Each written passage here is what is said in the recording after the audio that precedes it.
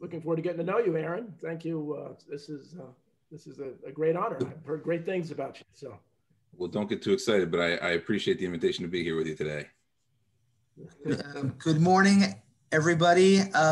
We're giving our audience a couple of minutes to join us, and we will be starting in about 2 minutes.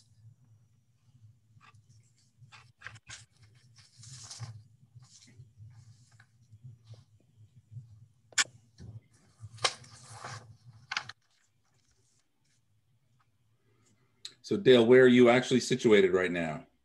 In New Brunswick. So I've been here. What about yourself? Where do you live? I'm not in this nice room behind me, but I'm in Hoboken, New Jersey. Oh, Hoboken. Okay. Yeah. These are like my room goals in life. Yeah. But there's a decent chance a child's going to walk in at some point during the next half hour. So, you know, it's a good shield. Yeah. I hear you. Alan, where are you? I am in the Laddey, Clark, and Ryan offices in Sparta. Excellent. In balmy Sparta. I don't know if you know we moved to the North Pole, but the weather's starting to change a bit. It sure is. Okay, one more minute and then we will start.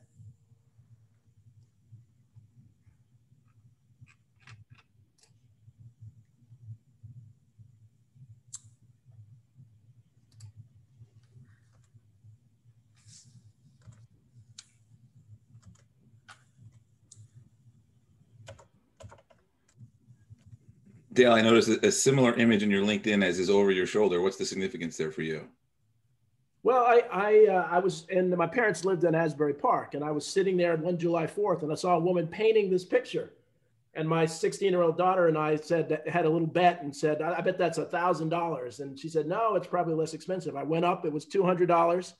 This woman, Valerie, painting by Valerie, was fantastic. So I just happened to put it up. I didn't expect to have Zoom, so it's just at the right place in the room. So, but good question.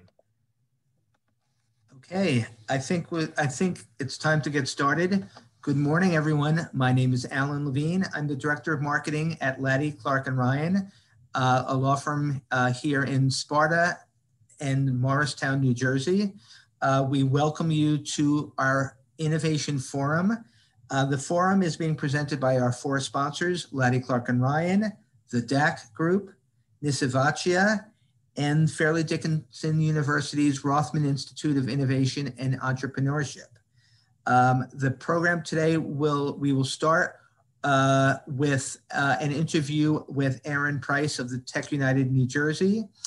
And then we will have our innovation panel speaking about innovation in the marketplace.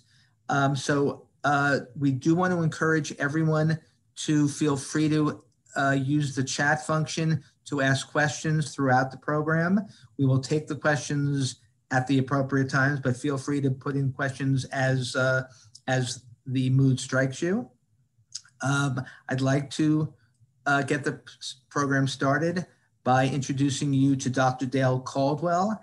Dale is the Executive Director of the FDU Rothman Institute of Innovation and Entrepreneurship. So he knows lots about innovation and he's well connected, and he's going to introduce you to our keynote speaker, Dale. Alan, thank you very much. And I want to thank first the panelists for participating and the audience for coming out this morning.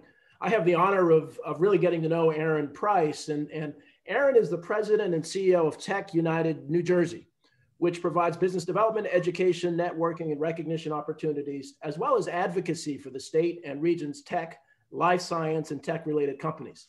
He and another member of our panel, Mitch, Cahn, were just named to the NJ Biz Power 100 list. Congratulations, Aaron. Thank you very much.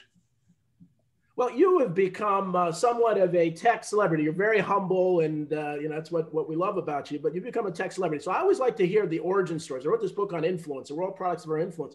How did you get into innovation and technology? That seems to be your life. Well, also, thanks everyone for having me. It's great to see all of you. I have the chat open and we'll be watching it, so feel free to chime in. These things can be challenging on Zoom, so we want them to be as interactive as possible and welcome your input. Dale, I grew up in New Jersey. I've been an entrepreneur my entire life. I started my first company. My brother and I actually went to Milburn High School. We patented a weightlifting device while we were in school, which it turned out that there was no, what I didn't know the term of at the time, no addressable market for that actual device, but we learned a lot in the process about fundraising. I sold carabiner keychains to my friends to raise capital to pay for the patent. I was probably the youngest guy at the bodybuilding trade show convention trying to sell this product and license it. So we learned a lot in the process. This has been part of my entire life, the entrepreneurship. I started my first real tech company was in college. I started something called Deliver You, which was the same service as what you know as Seamless and Grubhub type services today, online ordering for restaurants. And I've had which was reasonably successful, but nowhere near the 9-figure exit that Seamless saw. And I found the journey to be very isolating. My friends, I graduated college. So that business was in 1998, 1999. Graduated college in 2000. Most of my friends went to what were at the time more traditional career paths: doctors, lawyers, accountants, those sorts of things. And so I was kind of the entrepreneur tech guy, and no one really knew what to do with me. And I couldn't really lean on others for the kinds of advice that I desperately needed at the time.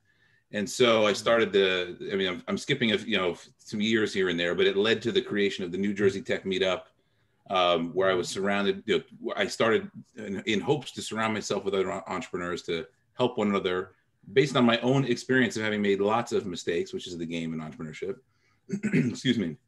And that inspired the idea for a much larger event called the Propelify Innovation Festival, which was then acquired in 2019 by the New Jersey Tech Council that we've renamed as TechUnited New Jersey. So I can go into depth on any of those, but I felt, the idea of, I think it's a nice thing for you to say. I don't know if I'm much of a tech celebrity, but I've, because of my interest in driving community around entrepreneurship, it's opened up a lot of doors and opportunity that I never could have imagined.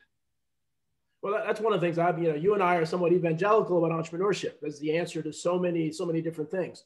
And so TechUnited, I know it's a new name. Tell the audience, for those that don't know, what is TechUnited? What are some of the interesting things that you're working on now, and where are you headed? So TechUnited, first of all, let me talk about the name, right? I'm assuming some in the audience are familiar with the New Jersey Tech Council, which is a 25-year-old organization. It's a nonprofit built to empower innovation around the region. When I was brought in, I was charged with kind of energizing the next chapter of this organization. In my experience in the tech community is that by bringing us together, by uniting, that's when the most interesting things happen. And not that there's anything wrong with the New Jersey Tech Council, but a council in theory is more sort of, at least the image of a council, kind of behind closed doors and prescribes what it thinks is best for the community, which has not exactly been my experience. And so that's how we landed on this name of TechUnited, about creating opportunity when we bring people, when we unite the community. We're focused on empowering, officially our refreshed mission is empowering entrepreneurs, instigators, and innovators to build a better future for all.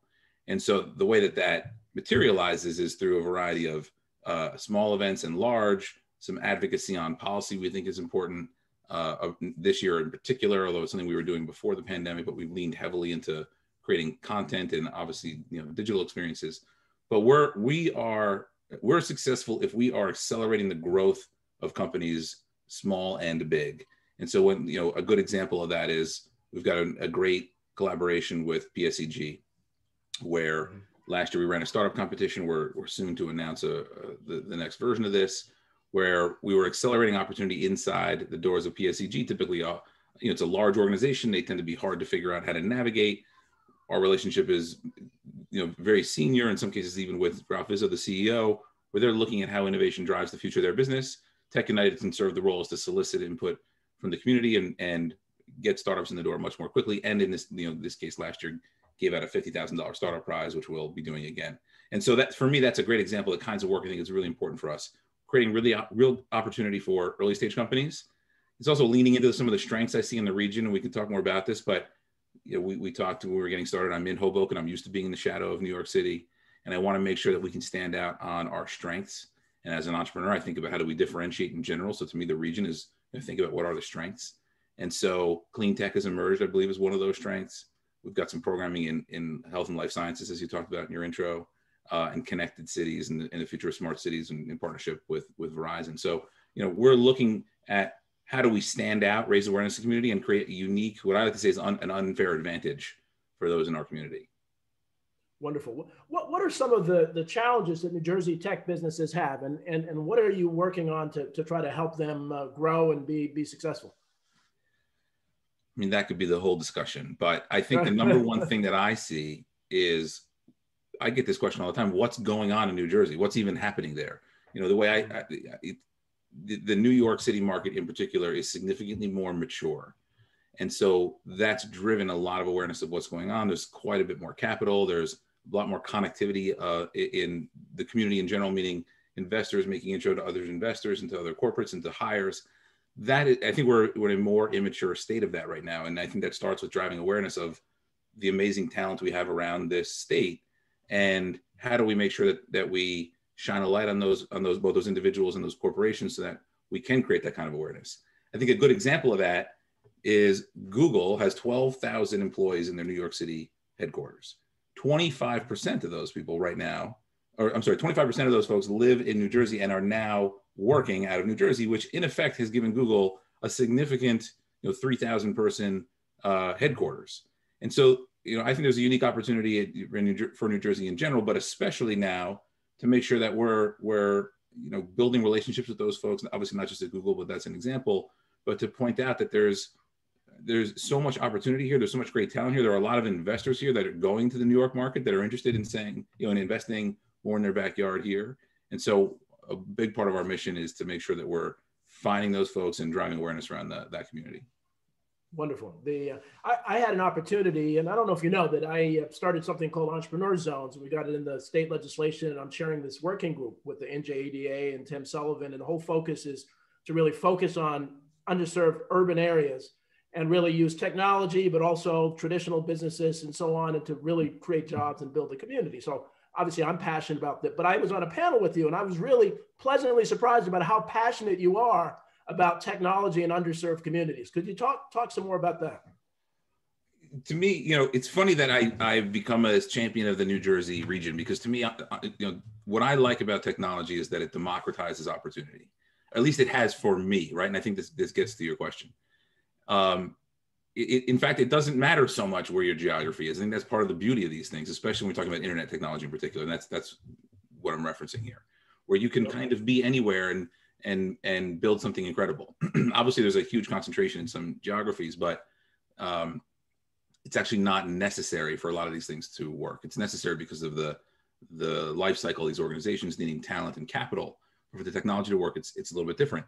And so the more I've gotten involved in the regional component of this and understanding that actually this democratization as technology that I think about is not actually, there's not equal opportunity there. That's something that, is very bothersome. And so I want to make sure that we're doing everything we possibly can to provide opportunity to anyone and anyone who's interested. And so, if someone has the grit and the perseverance and determination to build something incredible, because that is what it requires, this is not an easy game. I don't want connectivity or, hunger. I mean, there's some real life issues we're talking about here to get in the way of real opportunity. And I want to make sure we're surrounding those communities with the right kinds of mentors to inspire generations to realize what's possible, with the use of technology. Wonderful. And what about young people? By the way, let me people? turn that question to you. What do you think we could be doing in New Jersey to inspire communities that may not have this kind of access? Well, I think one of the things that, and I love what you're talking about technology, is that I think we need to really understand the importance of jobs, and the importance that creating jobs is really the answer to solving many of our social, economic, healthcare problems. And I think technology can do that. So if government can incentivize and support technology in a way that will create jobs, and there's job training so people in underserved communities can do that. So I you and I are in sync, right here. But the future is young people, and so I guess I asked, especially being at Fairleigh Dickinson University, what do you see as kind of the future? Or what can we do to really encourage young people to explore their entrepreneurial ideas and explore technology? Well, first, I would say I think the future is young companies, not necessarily young people, although they tend to be young people. But there are some really interesting stories of older. In fact, the average successful venture-backed entrepreneur is in his or her 40s. I think it's 42 is the average age of the most successful exit. But I would agree in general, it tends to be a younger person's game, often because of the risk involved and where they are in their lives and they can afford to take that kind of risk. But so I got derailed. Remind me of the end of that question.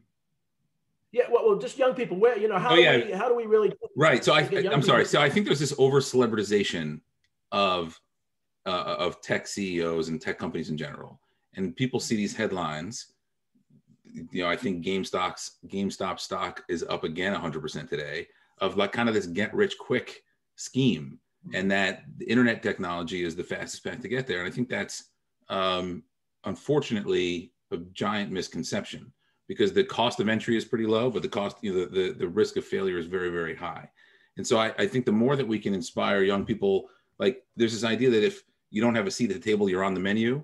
That how can, you know, right now, a lot of young people are on the menu. It's their attention that is being sold and monetized by Facebook and Instagram and Snapchat and TikTok, et cetera. And I think the more we can inspire young people to think about how do they get a seat at the table, and that actually building those tools is like I was talking about, the barriers to entry used to take, and there's probably people here who can relate to this, hundreds of thousands or millions of dollars in server costs and licensing fees and lots of capital to get something out the door. Now it's, you know, it could be free to test market a product, and you could know in a week if something has traction. And so I think inspiring young people to understand how do they become on the creator side of the equation and not the consumer side of the equation, and then that's monetizable. That could be a career, that could be something that creates jobs and long-term wealth potentially. You know, I think it's inspiring that transition. And so what we like to tell a lot of the stories, you know, you talked earlier about the origin stories of how people got started. And I think for people to, you know, understanding that a lot of it is, people joke about the two people in the garage, but that is often how it starts. And metaphorically, in some component of, you know, Mark Lowry, the founder of Jet.com, acquired by Walmart for $3 billion, literally started by buying diapers at Costco and selling them out of his garage. Like, this is, I think if we can inspire young people with the grit and the determination and arm them with the tools to be creators, then interesting companies can be born.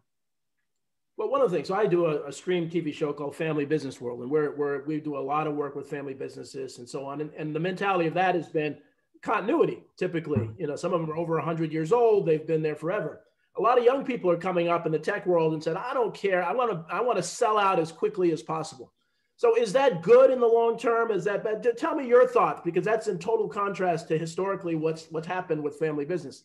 You know, sorry, I'm just changing this. The lighting here got a little bright from the sun. I think it's good to know what you want.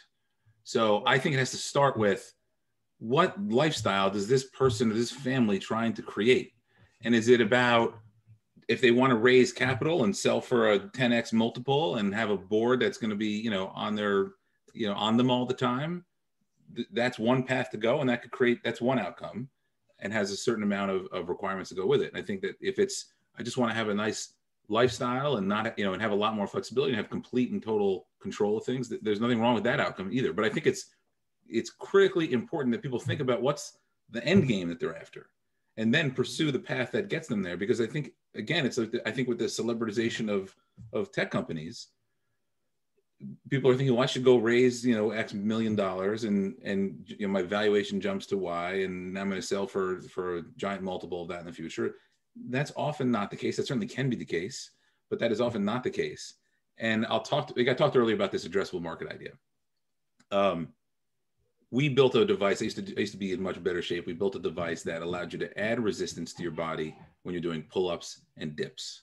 And so basically the number of people who can do a pull-up or a dip, you know, in 10 reps, 3 sets in the world is very, very low. Not something we had thought about you know, we thought, hey, my brother and I were doing this. Wouldn't it be great to add weight? So here's a device.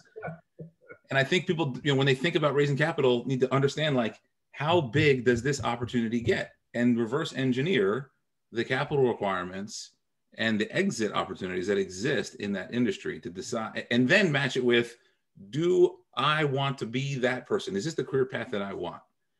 And if the answers are yes, sure, go in that direction. And then there's lots and lots of great outcomes. I don't mean to be discouraging, but I think that people should start with what's the end goal, and then think of the steps to get there, and have the patience of, you know, it could be the average exit takes 8 years. Many of them are, you know, 2 decades old stories. So making sure they have the patience to understand what it takes to get there. You know, this is, you know, there's a back and forth about this. And I was in the financial services industry when AT&T was broken up into the baby bells. So, there are many who are looking at Google and, and Facebook and other folks that just own too much, and close out opportunities for smaller entrepreneurial businesses. What's your thought? And I don't want to put you on the spot here, but what's your thought about that? How do you, what do you do? Do you just leave it as is, or do you try to break them up, or you tax them? What goes on? I have been thinking late. I was very against the idea of breaking up these organizations until more recently. And now I'm more open to the idea. I'm not sure I'm fully at the point of definitely we should do it, but there is obviously a lot of responsibility that comes with the control or the reach that these organizations have. From the entrepreneurial perspective, which is where I thought you were going with this, if I'm thinking about starting a company that's in the space of a Google or a Facebook, and then you get this, what if Google, Facebook, Amazon steals my idea, you've already lost. Those companies move slowly. They move faster than maybe AT&T did. But by nature, once you get to a certain size, you can't just get something out the door in a week or a month or sometimes a year. And so if someone's coming at that question with the idea of, should I even try? Google could turn it on tomorrow, which I hear all the time, and I think is ridiculous. Is not worth the mind space.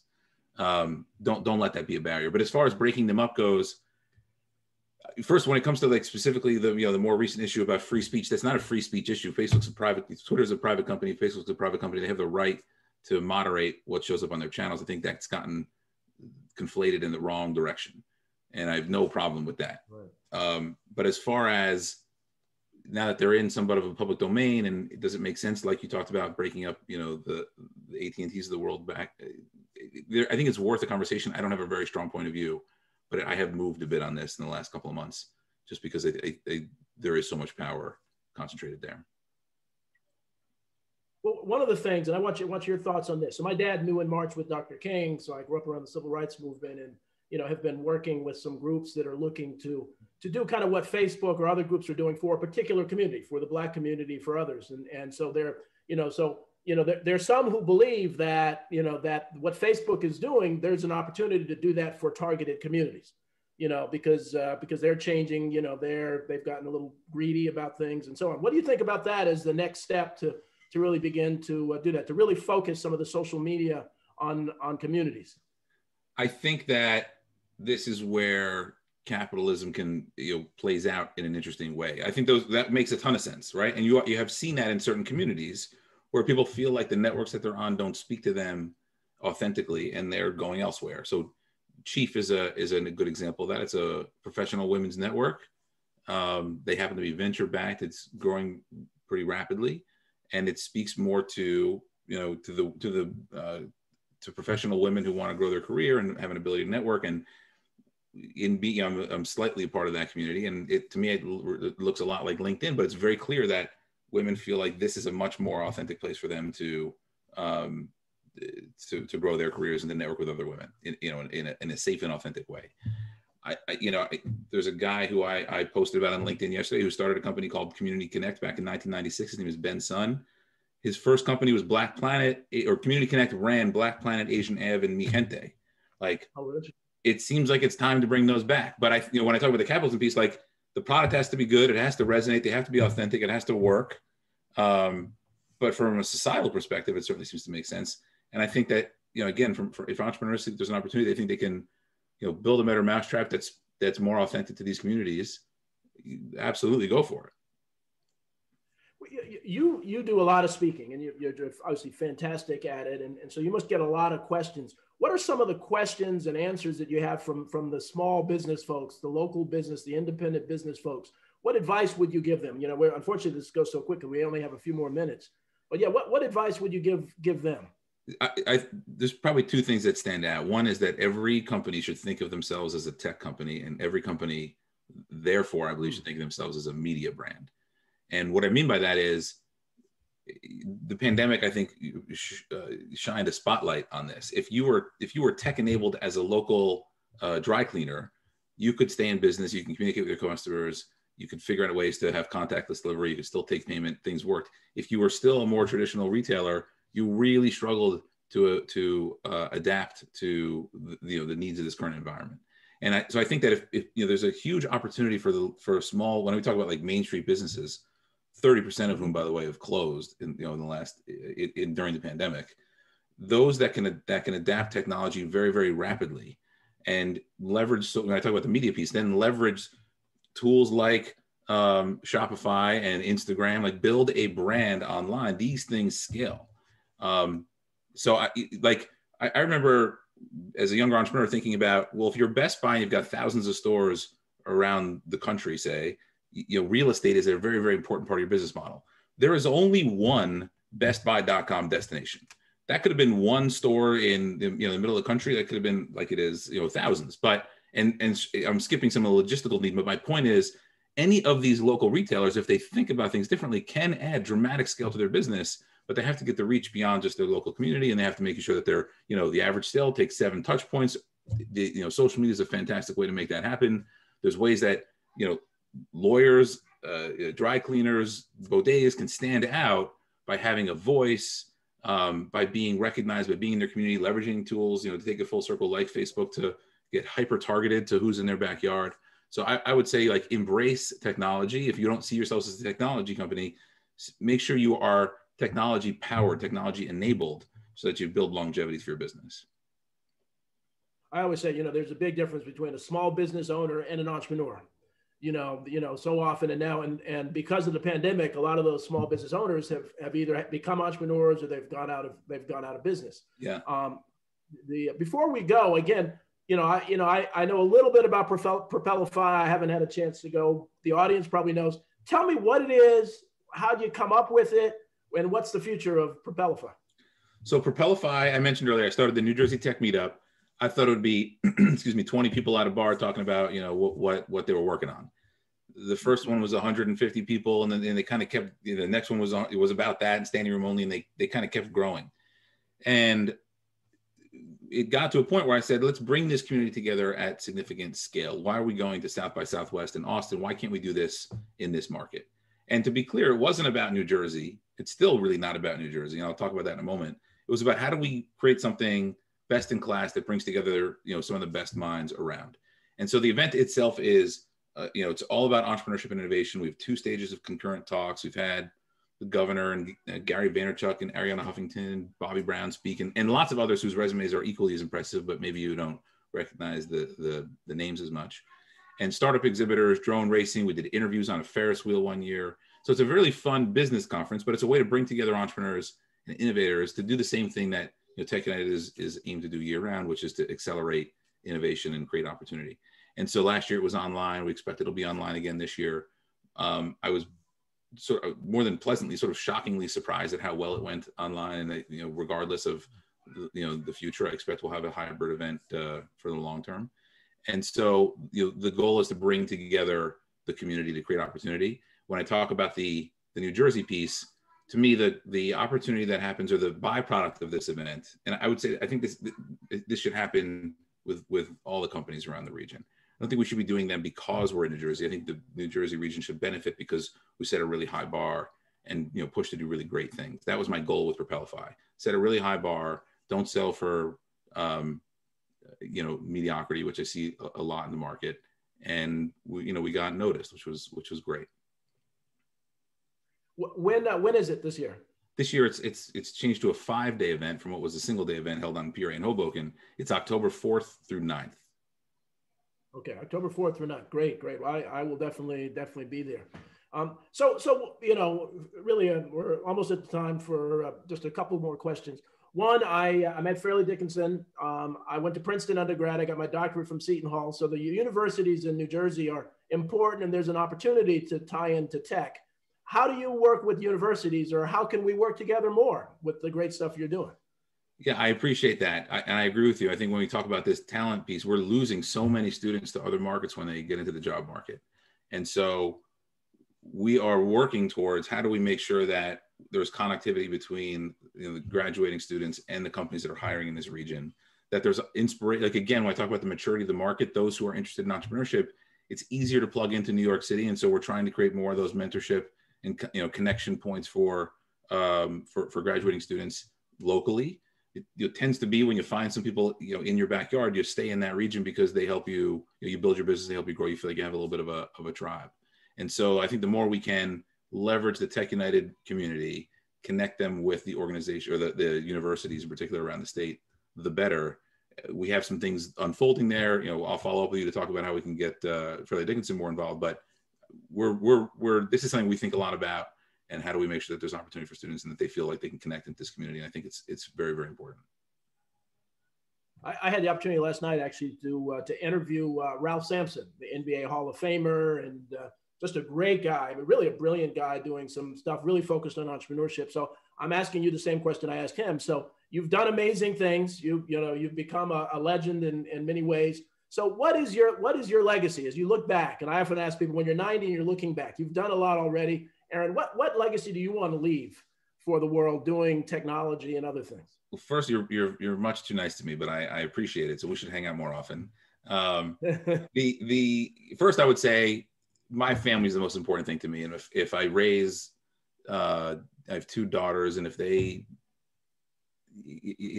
end up, I'm sure they will end up, but my legacy is really through them. If they end up having really strong impacts on society and have happy lives, I think that's the number one thing. That's probably 99% of my interest.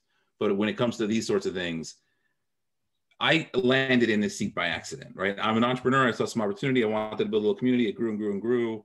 I didn't even really want to do this kind of work. I was much more interested in building a true tech company. And I've embraced that this has become a strength. And what really resonates with me is when people share their stories of, hey, I quit. This has happened many times. I came to Propelify, worked at XYZ company. I quit my job that day and started something, in that week. One of those guys now has like a 20-person, really interesting company. Or I met somebody told us last week that they were raising a round of capital for investment. They just closed a $30 million investment from someone who they met at our event 2 years ago. Things like that give me a lot of, it's very, very gratifying. So to me, the legacy is, if we genuinely do create opportunity for people, that makes me feel really good. If we can leverage this reach, for others to build their businesses. Entrepreneurship is primarily about solving problems. This idea of to build a better future for all is, how do we make sure that we get behind those who really are solving problems that are helping real people? And so if we can leverage, this platform to do that, then I'll feel pretty good about the legacy. Well, you're well on your way. And so Aaron, unfortunately, we just had a few minutes to talk to you. We could talk for another hour and a half. Are you going to hang out with us for a little bit? I'm going to be hanging out. Yeah. Okay, good. So we'll get some more. I'm not part of the next panel, but I'll be hanging out for later. Yeah. So if people have some questions or other things that we didn't talk about, but I want to thank you. So we're going to move on to the next part, and I want to make some measure. But Aaron, you're amazing as always. It's I'm hoping, I really want you involved with these entrepreneur zones, because we really want tech to be part of it. And Tim Sullivan and the state has put it in legislation. So I think we can do some really neat stuff together, and some key cities. I would love to talk to you more about that. And I would say to those listening, you may look at someone like Dale or someone like me as the champions of this, but it's really, this is a team sport. And so if everyone does something, however small or large the effort, it is a community effort. So if whether it's mentoring someone, or, hey, Dale, how can I help out, or getting involved with TechUnited, we can't do these things alone. And so we would very much welcome and encourage, I think, the involvement of all of those interested. I'm big on terminology. And I think one of the things that you and I are about is that, people often talk about top down versus bottom up, but I really say people up. I'm really pushing this term people up. And what technology is a people up opportunity for people to control their destiny, instead of a few people sitting in a room saying, we're going to do this business, we're going to do that business. And I think that's what you and I think a lot of the audience is all about. One of my frustrations with Zoom is that we can't clap. You'd get a standing ovation for this. You're really great comments, and it's just an honor to interview you. And I see in the Q&A people are thanking you. So hang around. I'm going to do some introductions and so as I give your introduction, I would like you to turn on your camera. So Jennifer Cable is a second-generation family business leader at Thorlabs, which is a global photonics company headquartered in Newton, New Jersey. Thorlabs was founded in 1989 by Alex Cable, her father. She's currently the president of Thorlabs and leads sales and marketing strategy, digital transformation efforts, people and culture initiatives, and strategic planning for the organization. Jennifer Cable. Mitch Cahn is someone who I've had the opportunity to hear, who is really a dynamo. He's president of Unionwear, custom embroiderers and manufacturers of made in the USA goods. He has done more pivoting than most businesses, so I'm anxious to hear from him. Doug Collins is a CPA and partner with Nisivoccia. Doug specializes in providing tax planning and consulting services for individuals and businesses in various segments, including real estate, construction contractors, and manufacturing. He also serves as the partner lead of the firm's real estate group. Welcome, Doug. Thomas Ryan is a founding partner, is currently the managing partner of Laddey, Clark & Ryan, LLP, a law firm with more than 15 attorneys in Sparta and Morristown. Welcome, Thomas. And Alan Scharfstein, who I had the opportunity of having on my show, is the founder and president of the DAC Group, an M&A advisory firm that guides middle market business owners to maximize the value of their company when looking to sell, acquire, merge, or grow. So welcome panel. We're going to begin with about 2 minutes from each of you, starting with Jennifer, just to kind of introduce yourself and say hello. Hi, good morning. Yeah, I just want to thank everyone for the invitation and for the chance to speak on this topic. It's close to my heart, as Dale, when you're describing the initiatives I'm involved with, you can probably see that overlap. So, for me, the topic of innovation it's core to the Thorlabs story. And, as Dale and Aaron were describing, so many of the elements to successful entrepreneurship, I think we really saw that in our own origin story. So my father was a non-traditional student. He was a little older when he went to Rutgers. He'd had kind of a circuitous path. He'd worked as a machinist and a chef. So he really got his start at Rutgers, and then he, by chance, got a job at Bell Labs, working in the lab of Steve Chu. So very New Jersey-based innovation story. And through that work, he realized there was a market for the types of products that we've gone on to produce for 30 years. So he really recognized, an unmet need. But he started small. He started by machining a few very, very simple kind of mechanical parts, some posts and some mounts, so holders for optics and mirrors. So really, really basic stuff. So from the beginning, we realized that wasn't enough to build a successful business. So he's been innovating, and I think the company that he's built has been innovating from the very beginning. So for us, it's really tied to our products. I think without, the base of products that we have over 20,000 products to serve the photonics market. So our market is really based on innovation. Our key customers are scientists and researchers, whether in an academic setting or more of an industrial setting. So for us, being able to innovate alongside of our customers, closely collaborating with them, is just key to how we do business, how we're successful in our field. So without that piece, I think that, we wouldn't have a Thorlabs, and we certainly wouldn't have the 30 years of success. So that piece is critical. In recent times, and, I'm thinking maybe even 15 years back, we realized we really needed to build tools to support that core piece of our business. So we've actually built kind of internal tools to support the rapid pace of product innovation that we push our teams to deliver on. So we basically, we typically release around 1,000 new products a year. And we do that through an internal forum called Brainwave. Anyone in the company can contribute an idea. It kind of starts as an open forum. And then those ideas are picked up by our engineering teams and brought through the kind of product release cycle. So that was a homegrown tool, kind of an innovative tool, thanks to our web team, that we've been able to leverage to support our rapid pace of innovation. Thinking about that innovation, we've gone from those simple parts that I mentioned. We call it moving up the supply chain. So we've started very, very simple with optics and mounts, and now we're getting into the field of full instrumentation. So one really cool technology I love to highlight is called Optical Coherence Tomography. It's a mouthful, but it's a medical imaging technology that actually allows you to image through human flesh a couple of centimeters. So it's hugely important for example, we've had really successful trials around breast cancer surgeries. So margin detection during a lumpectomy means that you can successfully, capture all the cancer cells as opposed to having to go back for a second surgery if it shows that cancer is left behind in the body. So stuff like that is just so cool to be a part of. I get so amped when I hear about that and can talk to the teams working on it. More recently.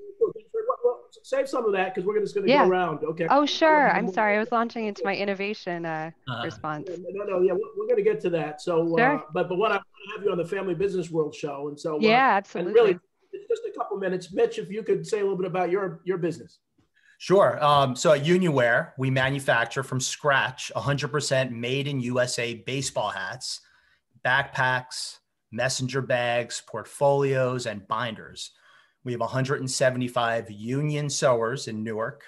I started the business in 1992. I had 6 sewers and I had a contract from Ralph Lauren to make baseball hats. I've evolved the business and pivoted the business dozens of times. And I've generally grown by buying the assets of bankrupt manufacturers of related products. So while we make bags and hats, what we really sell is made in USA. And we sell it to clients who want to show their commitment to our economy by putting a made in USA label inside promotional items and event merchandise with their logo on it. This began with us selling to labor unions. That's why the name of the company is Unionwear. And then we expanded into political campaigns with Al Gore and have stuck with that market ever since. We do a lot of business with the US government. And now we also, for the last 10 years, have expanded into large domestic manufacturers like Chrysler and Budweiser, who want to remain consistent with their marketing, and socially conscious companies like Google and other tech giants who want to avoid any affiliation with sweatshops that might come with a made in China label. So for us, innovation is less about product innovation and more about finding new ways to remain competitive with China or sell our existing products to more markets. We need to constantly embrace other people's innovations to compete with much cheaper imports, automation, cloud mobile ERP, and lean manufacturing, to name a couple of them.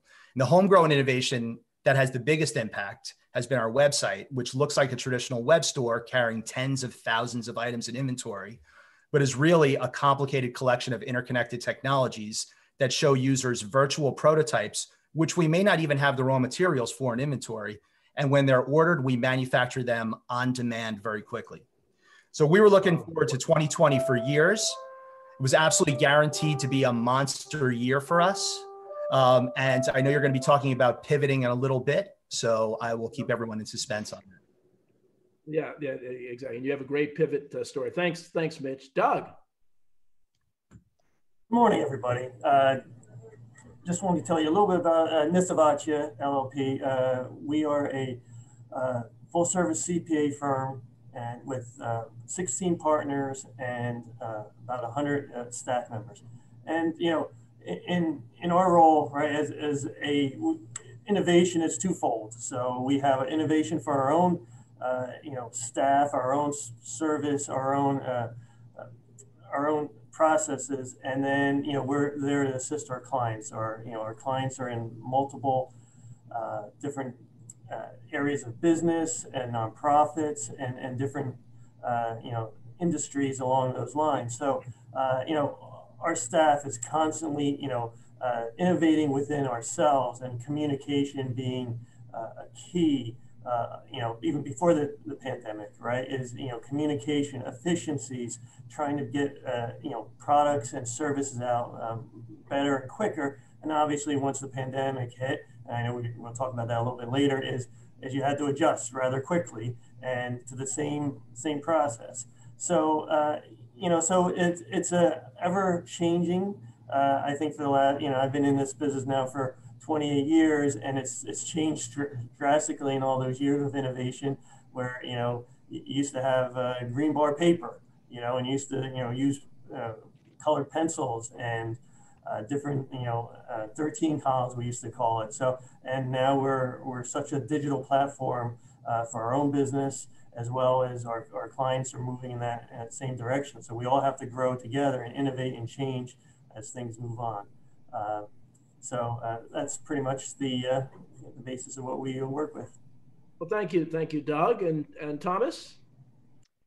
Hey, Dale, thanks very much for including me in this distinguished panel. It's really rather humbling to take a look at the lineup of folks that we have here, and then I get slipped in as well. Very kind, very exciting. Laddey, Clark & Ryan is a law firm that works with individuals as well as small and mid-sized businesses and corporations. And the exciting thing for me this morning really is to listen, listen to Aaron, listen to Jennifer, talk about innovation and technology that really is going to help not only my own law firm, but also the clients that we work with. And the thing that really catches my attention is touching upon collaboration technology.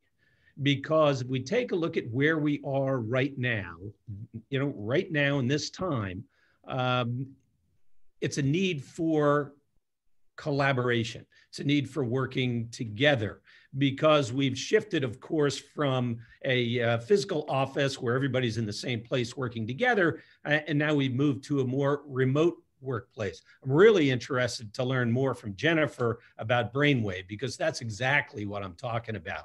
Because what I believe we have lost in our shift to remote work, and I'm not an enemy of remote work, but I believe we've lost some things as a result of that shift. And, I'm not naive to think once the pandemic is addressed and resolved, that suddenly remote work is going to go away and it's back into the old-fashioned brick and mortar office. But one thing we've got to focus on is a lack of spontaneous interactions.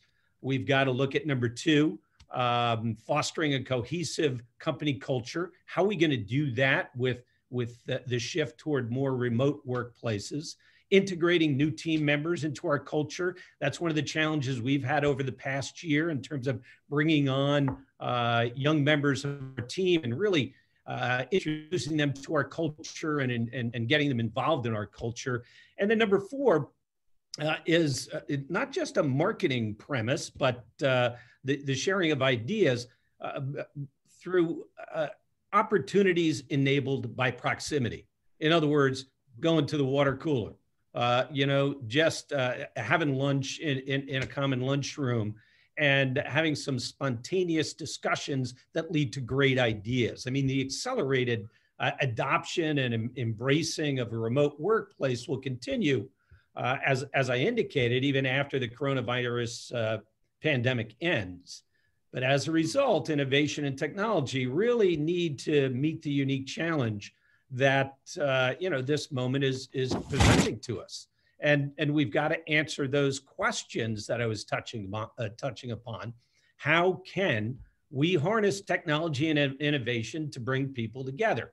And again, I use that phrase or terms, collaboration technology, and I must give credit to a terrific thought leader and writer, Matt Rotenberg of Dashboard Legal. Who really has developed the concept and put it out there for discussion, because we really value and place an emphasis upon teams. And while certainly Zoom, how many Zoom meetings has everybody been in this week? How many are we going to be in tomorrow and the next day? I mean, you're talking 3, 4, 5, 6 Zoom meetings, but that can be very static in terms of participation. We look at our traditional list of emails and, we view that as technology, but that can really be siloed in terms of interaction. So it's the spontaneous exchange of ideas that I see the need for innovation.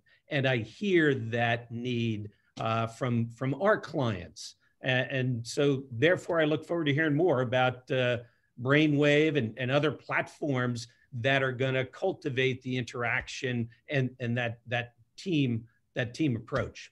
So thanks very much for including me in this great discussion. Thank you, Thomas. Alan? Thanks, Dale, and thank you for the invitation to join everybody here today. I am head of the DAC Group, and the DAC Group is a middle market investment bank focusing on mergers and acquisitions. But if you really think about what we do, our job is to help innovators and entrepreneurs figure out how to get their businesses to the next level.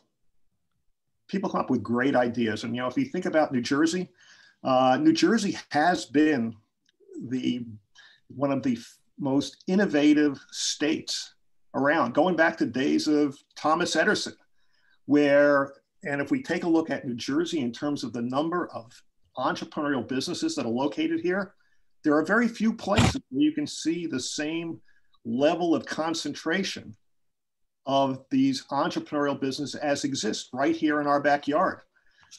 So entrepreneurs build great businesses, but then they're faced with the question of when and how do they grow those businesses? How do they exit it? How do they monetize the businesses? It's a different skill set than many entrepreneurs have. And our job as a advisor to middle market businesses is to help them figure out what the answers to those questions are. How do you get the funds to build your business? When do you acquire?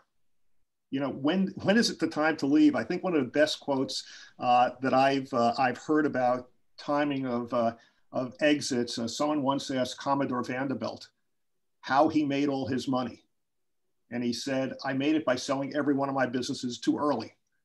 So, you know, we have to think about that also in terms of when is the right time. And the other thing I would say today is that not only do we help entrepreneurs and business owners figure out these questions, there are more and more innovative ways that exist now for business owners to make these decisions. Just as a quick example, it used to be that a business owner, as he built his business, had a choice. You could continue to own it. You could grow it through acquisition, possibly. You could sell it. But now business owners have other choices. For example, because of the growth of private equity, business owners can say, you know what, let's take some money off the table right now. Let's hedge our bets, but let's get a second bite at the apple by getting a partner in there who can help us grow a business even more. So our goal really is to help business owners do that. And in this environment, with the amount of innovation that's going on, there's just more and more fun that we can have as we find new and innovative ways to help business owners figure out how to get their businesses to the next level. Wonderful, Alan. Thank you so much. So we heard Aaron talk about higher level innovation strategies and what's going on with technology. So we're going to get into the grassroots for businesses and what you advise specific businesses in this panel. So Jennifer, I want to start with the entrepreneurs and say, how has your company used innovation to pivot in recent times? Thanks, Dale. So I think for us, kind of in a few ways. So, you know, speaking in the pandemic year sense, you know, I think first we looked how we could help. So we did use some of our production equipment to build face shields and build UV sterilization boxes for healthcare and frontline workers. We also think about how do we meet the needs of our customers who are working in the life sciences space. So, you know, we went after opportunities with our customers on the sales team side that typically might have been a little bit of a reach for us. And we were able to kind of use our global team of engineers and get them to work together in new ways to build tools that support customers working in the life sciences. So we've had customers directly involved in testing, also in vaccine development. So that's been, you know, very exciting to be a part of. So slightly kind of a, you know, a neighborhood away from our core market of photonics. In terms of, you know, how we as a company internally have changed what we do, you know, a big problem this year is just not being able to see our customers. You know, we don't have trade shows, we don't have in-person visits with them. So thinking about ways that we get them content that they need, but also we can build a meaningful connection. So, you know, not just trying to do, you know, cold calls or more meetings, more Zoom meetings. I think we've all become exhausted by that to some degree. So one approach that we took was building out a video series. So we have a webinar series as well as insights videos. So the webinars, we have internal speakers and some external speakers. And really, it's not a product pitch. It's really about explaining a new technology area, explaining a new application of a technology. So it's interesting to our customers who are researchers. It's more academic in nature. And it's really, you know, Thorlabs sponsored, but it's not about pushing a Thorlabs product. The insights videos are really about how do we give kind of tips and tricks to folks that are working in a lab. So maybe a junior researcher that's less comfortable working with some of the equipment. So we're just trying to build that connection. So we put a ton of resources into these video series. So we had to pivot our marketing teams as well to be comfortable making and producing these videos. The third side, I think on the operations, you know, we have had a digital transformation that's been underway prior to the pandemic, but the pandemic certainly accelerated it. So shifting from on-prem to cloud servers, a lot of the tools, like we just launched Teams right before the pandemic hit, which is great timing. And our IT team was great in shifting everyone really quickly to use Teams, which is our alternative to Zoom. And we've been trying to build out Teams as a forum for collaboration. So to Thomas's kind of query about how do we get those water cooler moments, we're really trying to use Teams. So we're having Teams channels, kind of like a Slack channel where people are focused on one product, they can collaborate together. And we know that this is a multi-year effort. So we also have kind of more ongoing projects here. So example would be we have a Factory of the Future initiative. So we're looking to build more kind of machine learning, more intelligence into our factory floor. So we know it's going to continue for a while, but this year has certainly helped us kind of push and accelerate those efforts. Excellent, excellent. Mitch, what about you? What about how are you using innovation to pivot, in recent times? Well, we do have a lot of experience pivoting. The biggest one we had before this year was in 1994, when the entire fashion industry moved to Asia, moved manufacturing to Asia, and we had to come up with a brand new business model, which ended up being made in USA promotional products. But we never had to pivot an entire business in 2 weeks before. So as I said earlier, we were looking forward to this year for years. It was going to be a monster year. We had 3 mega events we had contracts for: the census, the Olympics, and the presidential election. And there was not going to be anything that could stop this year from being great. So it was very shocking in early March when all of the candidates that we had contracts with dropped out of the presidential race. And then the Olympics got postponed and the census got postponed. And suddenly I had 175 production employees with absolutely nothing to work on. So I ended up calling the international director of our labor union, which was fortunately for us affiliated with the SEIU 1199, which represents the hospital workers in New York City. This is the end of March 2020. And I had them put me in touch with the head of the hospital association. And I said, is there anything that we can sew for you? And he said, yes, we don't have anything. We can't get anything. Nothing's coming in from China. Can you make a face? He sent me about pictures of 10 different products. I looked at the face shield and I said, that is the clear plastic we use in our binders. That's the foam we use in our backpack straps. And that's the elastic headband that we use in our baseball hats. We can make these right now. And I remember making a bunch of different samples. I didn't have any specs. I sent them overnight. And the next day we started getting orders and we eventually ended up doing close to 1 million units for the New York City hospitals and a lot of other public hospitals over the next few months. We had the same experience a few weeks later with hospital gowns. Now, that whole experience was not smooth sailing because we couldn't get materials, we couldn't get trucks, we couldn't even get our people to work. And then when they came to work, we had to deal with all sorts of new challenges, like keeping them safe and keeping them separate from one another on a production line. So there was a lot of innovation there. We used our skills as contract manufacturers to troubleshoot. We were very results oriented. And we were able to get all of these products completed. And then towards the middle to end of the summer, PPE started coming in again, really inexpensively from China. And we were able to pivot back to election merchandise then, and then ended up having a very good year between the PPE and the election merchandise. But now we're experiencing another pivot because there's no PPE, there's no election, and our main business is event-oriented and retail-oriented, fashion retail. And both of those are still completely dead. No one's buying new clothes anymore. No one's buying new bags, not going anywhere. So around the time of the election, we decided to make one more major pivot, and that would be to government and military contracting.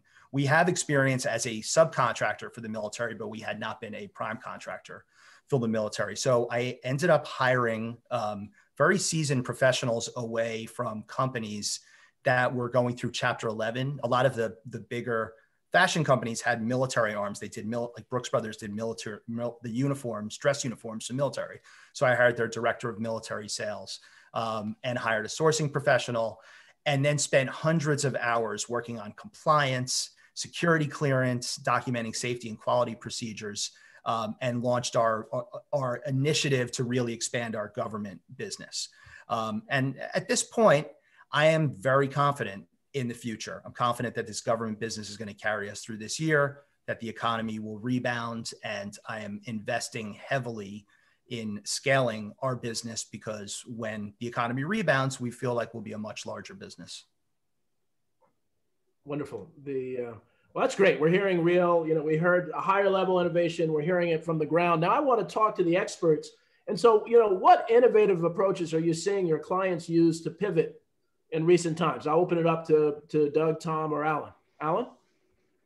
Yeah, well, look, the fascinating thing to me is as this pandemic hit, we assumed that our business was going to be dead in the water because who's going to be doing deals in the time of a pandemic? But interestingly enough, they are happening and happening at a pretty fast rate. And I think a lot of that is driven by the fact that there are certain sectors of the economy that remain relatively strong. I mean, amazingly enough.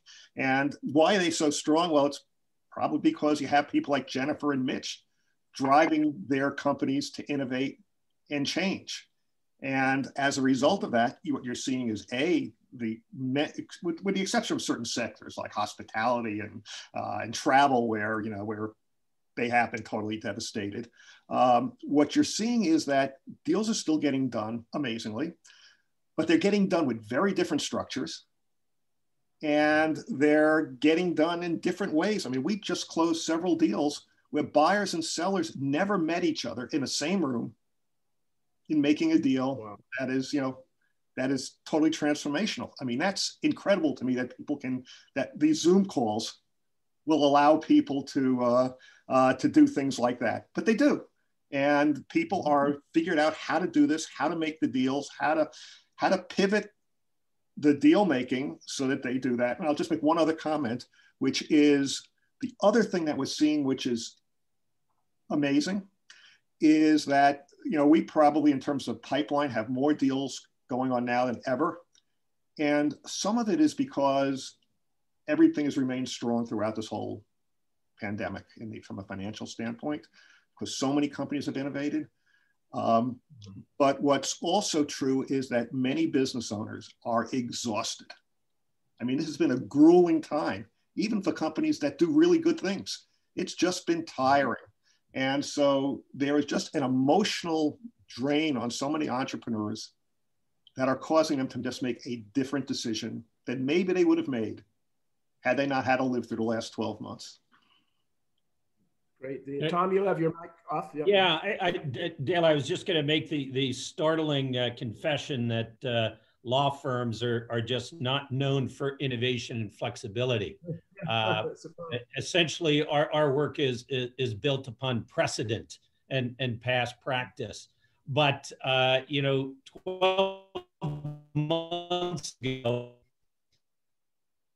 Tom, we're going to be at the office and work strictly remotely 12 months. I think I would have just locked the doors and said, well, it was a great career and a great business. But we were forced to become more flexible. We were forced to innovate, and we were forced to move forward. One of the challenges, though, that the legal community has is forcing the courts to innovate. In business, we do a lot of litigation, commercial litigation, personal injury litigation, government litigation, but we need access to courts. And the courts was based on physical presence, and trying to get judges and attorneys to go a more innovative model for resolving disputes has been a real challenge. And that's where we look to our entrepreneurs to come into this public sector, in addition to the private sector, enable our court system to be flexible, to be more accommodating to road access. I think we got most of it. You faded in and out a little bit. As far as Doug, what about clients? What about some of your clients? Are you hearing any innovations that your clients are working on? Sure. It's as we can all can testify to. It's been a crazy year overall. And one thing I'll just debate with Tom. I think accountants maybe are slower to innovation than attorneys, but we can talk about that later. So with our clients, if you think back a year, everyone got scared, right, to their business. I mean, they got scared for their personal health and their business at the same time. And as Mitch and Jennifer elaborated on that, their business had to move fast and change and keep pivoting. And our clients had to do the same thing. So depending on the type of business they're in, if they were a manufacturer, if they had to have people there, they had to adjust. They had to change the technology as best they could. But if you still need people putting things together in a manufacturing environment, they have to be there. One quick story, which an owner of a manufacturing client of mine was telling me that on his way home, that he had to stop at the liquor store, not for necessarily liquor, but for the grain alcohol, because he got a recipe off the internet how to make hand sanitizer because he couldn't buy it at the time. So for his staff.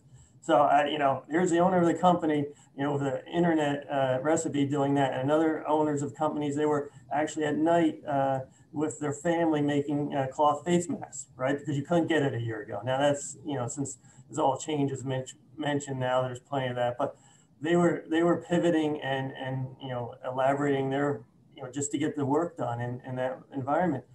The other thing that really they had to change with, especially in the tax world, is all the changes. I think we all know about the PPP loans, and employee retention credits. These things keep changing, and actually they just changed this past week again with the president adjusting how the PPP loans will be applied for and changed the application process for round 2. So the taxes were extended to July. Last year, so that changed. There's so many changes constantly that I spend most of my days on the phone with clients talking about those changes, their business, the PPP loans, how to apply, how to get the money. They were, couldn't even get on the portals of the banks. The banks were having trouble, with their technology to accept all these applications. The SBA was overwhelmed. So it was a constant barrage of change, from the economic and from the tax perspective that, it's still ongoing. I'll tell you, with the, it's going on in 2021. So it's just been a constant change. They changed the rules. The SBA would drop rules on the website, usually about 9, 10 o'clock at night, and then the emails would start either late at night. Someone was up late watching the website, and then the emails would start, and it'd be all over the next day. Then they might drop a new rule. So, so it's really been a challenge, and they've been changing and adapting to those rules, sometimes on a daily basis, from the incentive, right? The economic incentive, as well as their clients, their customers, and getting products, getting technology, or if they're a service organization, doing it, safely, and if they're intellectual product delivering is going to be more technology driven than it was before, and if it's a physical product, they got to figure out a way to do it safely and get it to the customer, in a timely manner. So it's been, a year like no other, and I don't think 2021 is going to be that much different as far as changing and innovating, because things are constantly changing with a new administration, a new, new government, essentially, that, everything we got used to for the last 4 years, there seems to be shifting. So it's going to keep moving along. Great. I have to remember that excuse when I buy grain alcohol that I'm developing hand sanitizer. So, I can justify that. So we've heard your stories. We've heard your personal connection. How do you define innovation in 2021? What is innovation? How do people be prepared to pivot? What advice do you give to the independent business owners that we have on this call? Anybody? Look, the most important, I'm sorry. The most important thing for business owners to understand is that they really, that the change that we've seen over the last year is just a reflection of what we're going to see in the future. I think change is coming at a faster and faster pace. And the businesses that are going to survive and those that are going to thrive are those that have a culture that allows them to adapt to this change on an expedited basis. And what we've seen this year is businesses respond in an unprecedented way to incredible need for change. But I think that's just a reflection of what's going to go on now and what we see. We do a lot of surveys of business owners and what their thinking is and how they're approaching business. And the one thing that we see in those surveys all the time is that business owners say that there is less of a safety net under their business today than there ever has been, meaning that it used to be you produced a good product, you did it at a fair price, you treated your customers well. You could go on vacation expecting that today, tomorrow, and over the next period of time, your business was going to continue and be safe. Today, there are just so many forces impacting the business, whether it be new competition from overseas, new technologies coming in, that business owners, just when they go to sleep at night, have a little bit more concern about what they're going to wake up to in the morning. And I just think that is going to be the roadmap for the future. Tom? You know, I was just going to say, you know, for our clients, I encourage them to ensure that information continues to flow freely. In other words, now that they're not necessarily together physically in their workplace and they're more remote, they have to continue to look for, and I have to remind myself this all the time as well. You have to continue to look for other platforms, electronic platforms, to ensure that information is flowing. And also that information is readily accessible.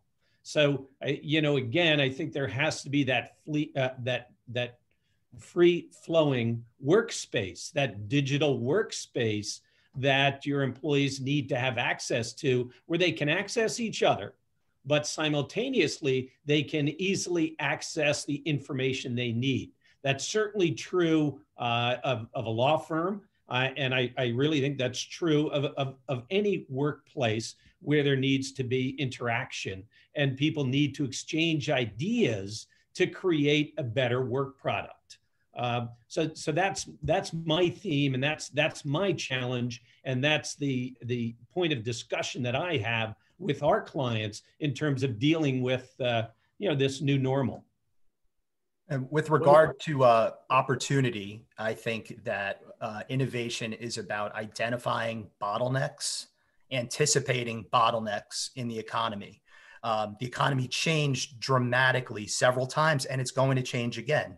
You look at the unprecedented number of people who moved to New York City, from New York City to New Jersey, and no one expected that was going to cause a car shortage when people went from 0 cars to 2 cars. But it did. Right. What's going to happen this fall when people try to schedule all the weddings and other events that were missed over the last couple of years? There are going to be bottlenecks again. And there are definitely signs out there as to what those are going to be. And there's opportunities in those bottlenecks. Wonderful. Jennifer, what about innovation in 2021? What advice do you have for independent businesses? Yeah, well, I think Alan touched on it with the comment around culture. I think that this was a great year for us to embrace change even more so than we have in the past. And there are areas of our business that might have been relatively stagnant. I apologize. My dog is barking in the background, so hopefully you can't hear that. One of the joys of working from home. That dog. A lot of good ideas. Yeah. But one of the opportunities of this year, I think, is that we were forced to change. And our goal is that we can continue that going forward. That it's not, we had to change in 2020 and now we're going to go back to doing business a certain way. That this is an opportunity for us. And we had great buy-in from our team, even team members that I think in the past might have been more resistant. So my goal is to keep that culture moving forward and really keep that kind of energy that we had when it was kind of all hands on deck. We have to figure out how to adapt our business to 2020, keep that energy moving into 2021. Wonderful. And for the audience, we don't have a chat function, but we do have a Q&A function, and many of you have used that. So please use the Q&A function if you have some additional questions. So what's stopping companies from doing this? I mean, this is a time where innovation has to rule, but people are still resistant to that. What stops independent business leaders from innovating? Well, Dale, if I could just make a comment, I mean, one challenge is exhaustion. And just trying to deal with the issues of the day, whether it's trying to protect your employees as well as yourself and your family from the the threat of coronavirus to ensuring that your colleagues, your workforce is able to balance caring for their parents as well as caring for their children and manage homeschooling. It's not the best environment for innovation and ideas, but it's just very inspiring to listen to the folks on the panel today, because they obviously they're all balancing that, and they're being insightful, and they're being innovative, and they're being creative. And that's what we've got to do. We've got to continue to carve out time to focus on innovation while we're making sure that homeschooling is going well, that mom and dad are getting on the computer and getting an appointment for the vaccine. I think that's what it's all about. It's really making sure that we still have the space to be innovators and to not only think, but then to execute on those ideas. I would say that, whenever we have disruptive change, and, some of it, and clearly not much more disruptive change than the pandemic has caused us, there are companies that are the disruptors and those that are the disruptees, those who are going to come out as winners and those that have come out as losers. And what I think this year has shown us is that those people, again, who have the culture, the mentality to pivot quickly and adjust, really, many of them, many companies we've seen have come out of this much stronger than they went into it. But we're also seeing some whose decline was dramatically accelerated by this. And to me, it all comes down to leadership. I would probably be remiss if, as the accountant in the proverbial room, not to say, what could hesitate people would be the cost of change, right? As Alan had mentioned, there's some exhausted entrepreneurs that maybe we're looking to get out and say, okay, now's a good time to sell. If their business is doing well, and the price is right, they might get out. So, everyone is looking at the cost, and a good entrepreneur wants a return on their investment. So it's a survival as well as making sure that the money is well spent. And, as we all know, pivoting technology and innovation doesn't always reap a return of investment. So that will hesitate some people, and it's part of the evaluation of moving forward. But as we all know, you got to invest to make money as well. So it's the balancing act. I think some of it goes back to what Aaron Price said earlier about companies feel the need that they need to hit a home run. They need a seat at the table to be successful. And when companies are failing and they feel like they need to hit a home run, they might think they need to completely shapeshift and change their business model, because there's no way their existing business model is going to cut it. But what they don't realize is just making slight incremental innovations in your business model can lead to great success. I mentioned we had success with face shields and gowns. I didn't mention we completely fell on our face with 6 or 7 other items that never launched. But if we didn't try 8 or 9 different items, we wouldn't have found 2 items that carried us from March until August or September. Great. Aaron, you've been nice enough to hang around, and I want to involve you in this conversation. You've seen a lot of companies who've gotten their people to get involved in innovation. What advice do you have? How does a company get their people involved in innovation? Good thing I was paying attention. I do think culture plays a huge role. And sorry, I can't seem to get my camera color to refresh, so I'm gonna be a little red for the rest of this. But I think that people get a little too comfortable with the status quo. And if they're given the flexibility to fail, that's a big deal in an organization where a lot of people are concerned about their job, and innovation requires failure. Given that flexibility to fail and some incentives around success, then I think that can accelerate things. And some really aggressive timelines, by the way. Companies often lose here because they get lazy, or they accept we'll try this in the next cycle and it'll take a year, and 17 other companies popped up in the meantime. So I do think the cultural piece and creating an environment where it's okay to fail is really important. And so we're getting at the end of the hour. So people don't realize this was an innovation, this session. We were supposed to do this last spring, but this little thing called the pandemic happened, and really much of the focus was on the northwest part of the state. That people don't look at that as an economic engine. So I wanted to throw out, what can we do to really help that part of the state that's often forgotten to become more of an economic engine for New Jersey?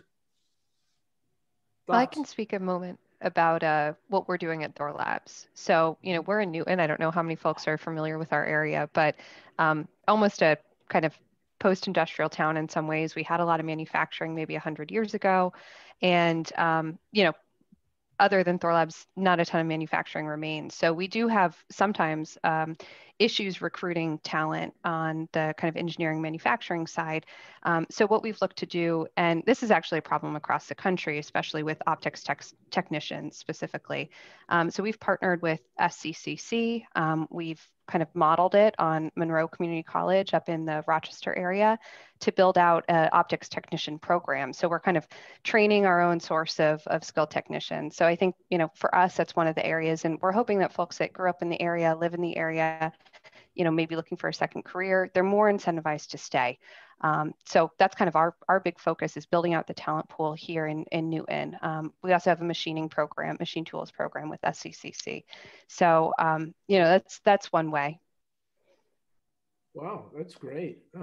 One of the questions in the box, and this will probably be one of our last questions, for college students, what advice do you give to college students who want to be in this innovation economy and want to play a role? Anybody have any thoughts? You mentioned some things, Jennifer, but what other thoughts about for college students?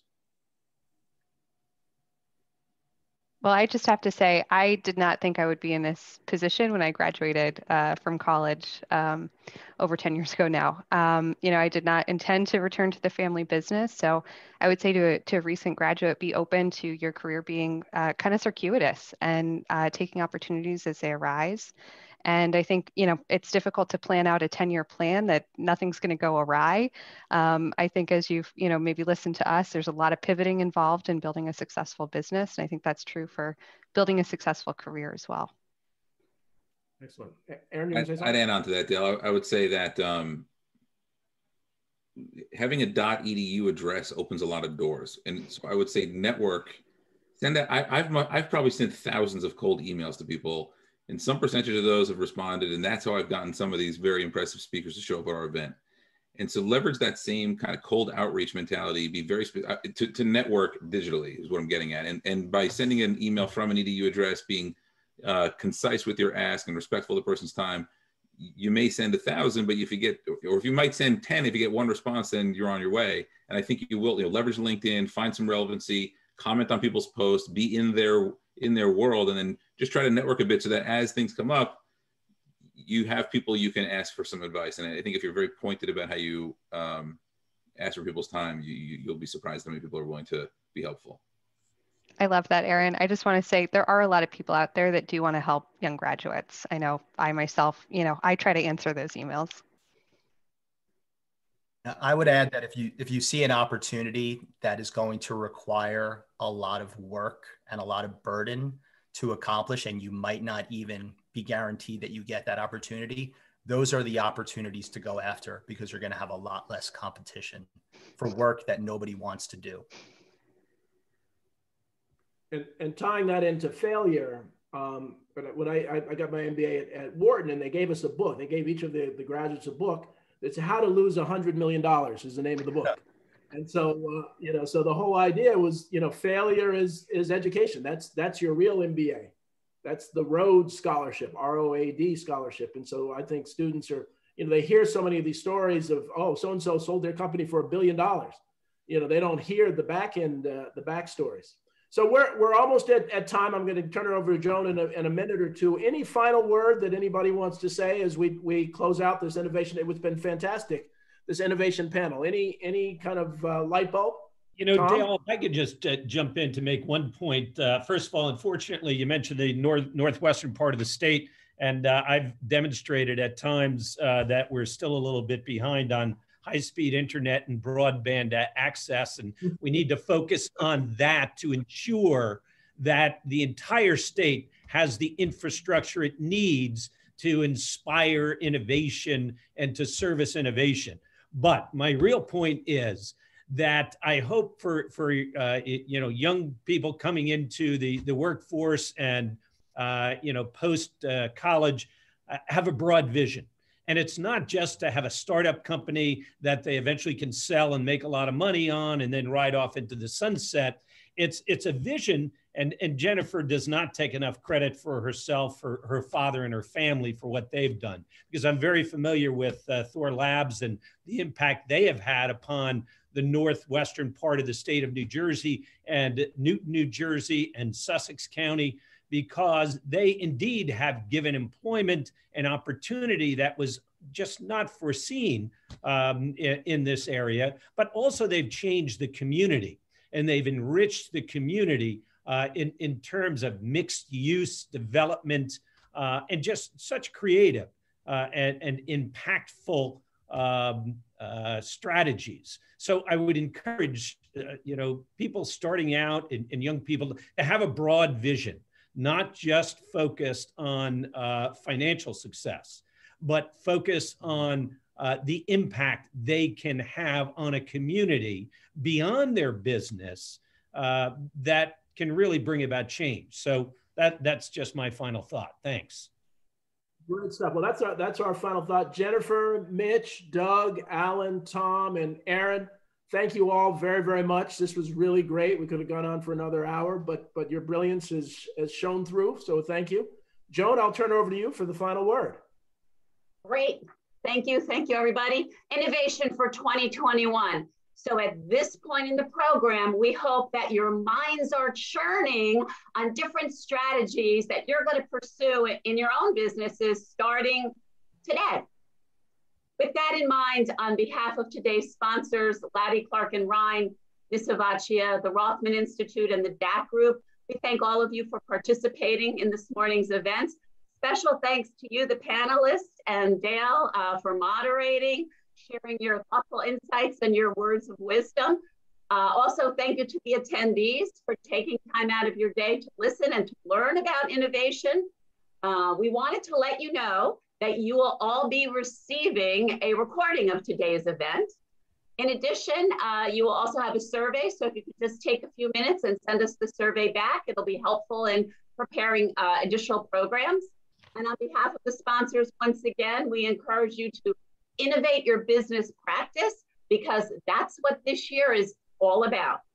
So thank you and have a great day. All right. Bye-bye. Bye.